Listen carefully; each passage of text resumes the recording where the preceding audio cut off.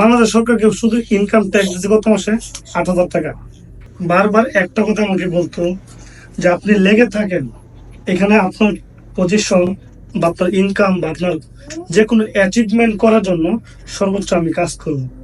আমি শুধু একটা জিনিসকে বিশ্বাস করে কে বজায় আসা, কারণ কেননা আমি শুধু বিশ্বাস করছিলাম যদি আমি এই পজিশনে থাকি বা আমি এই প্রতিষ্ঠানে থাকি, আমি যদি বিশ্বাস করি আমি কাজে লেগে থাকি, তাহলে আমার পরিবর্তন হবে।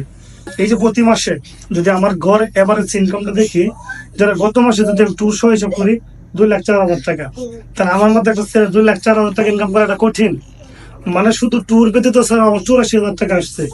জাস্ট বাংলাদেশ সরকারকে শুধু ইনকাম ট্যাক্স দিচ্ছে গত মাসে 8,000 টাকা। তাহলে অনেক সন্তান আছে 8,000 টাকা বেতন চাকরি করে, কিন্তু আমি প্রতি মাসে 8 থেকে 10,000 টাকা ইনকাম ট্যাক্স দিই।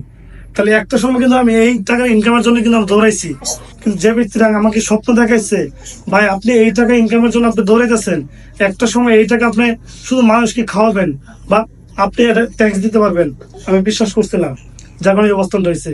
তাহলে আপনারা কি সবাই জানতে চান আসলে সে কে এই ব্যক্তিটা? জানতে চান? তিনি আমার business mentor MD Shafiullah Fahad Das. আজকে যার কথার একটা কারণে, যার একটা সিদ্ধান্ত, যার কথার অনুপ্রেরণার কারণে বা যার স্বপ্ন শুধু আমাকে স্বপ্ন দেখাইতো, আমি বিশ্বাস করে আজকে এখানে আসা।